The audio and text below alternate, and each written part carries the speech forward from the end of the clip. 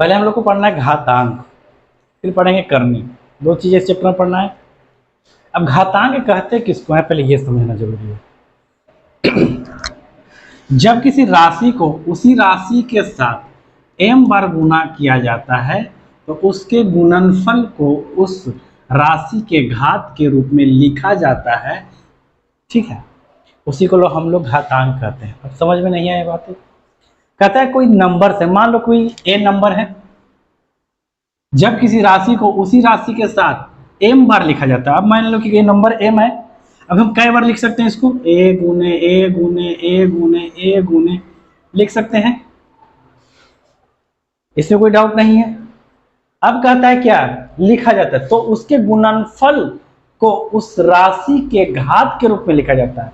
तो हम इसको शॉर्ट में क्या लिख सकते हैं, a लिख सकते हैं, और 1 2 3 4 5, तो इस पे पावर रख दिए 5 लिख दिए।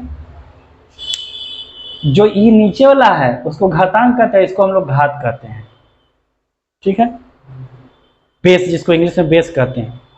तो कहता है कि अगर कोई नंबर है जिसको m बार लिखा गया है और अगर उसी को घात के रूप में लिखा जाए, पावर के रूप में लिखा जाए, बेस के रूप में लिखा जाए, तो ऐसे को हम लोग एक नाम दिए हैं घातांक। इस पूरे जो सिस्टम है, इस सिस्टम का नाम क्या दिए हैं, घातांक। इसके जगह कोई भी नंबर हो सकता है, जैसे मान लीजिए एक जगह 5 ले लिए, 5 गुने 5 गुने 5 गुने 5, 1 2 3 4 5, तो 5 के पावर 5। तो इस तरह के जो लिखने का सिस्टम है, इसी को हम लोग एक चैप्टर में क्या पढ़ते हैं, घातांक के नाम से जानते हैं। अब कुछ रूल्स हैं घातांक के, कुछ नियम है, उस नियम को फॉलो करेंगे तो चैप्टर हमारा बनना शुरू होगा।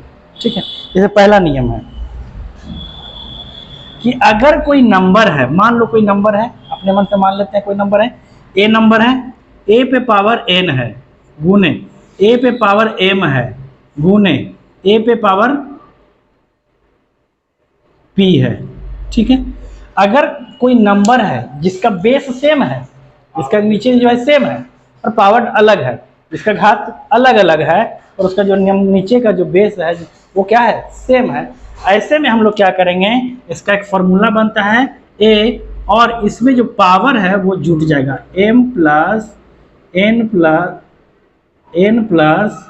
m plus p। ये हमारा फॉर्मूला है। एग्जाम्पल के तौर पे देख सकते हैं, मान ले 5 के पावर 2 है, मल्टीप्लाई 5 के पावर 3 है, मल्टीप्लाई 5 के पावर 5 है। तो ऐसे कंडीशंस में हम लोग क्या लिखेंगे, 5 का power 2 plus 3 plus 5 equal to 5 का पावर 10। ये हमारा आंसर होगा।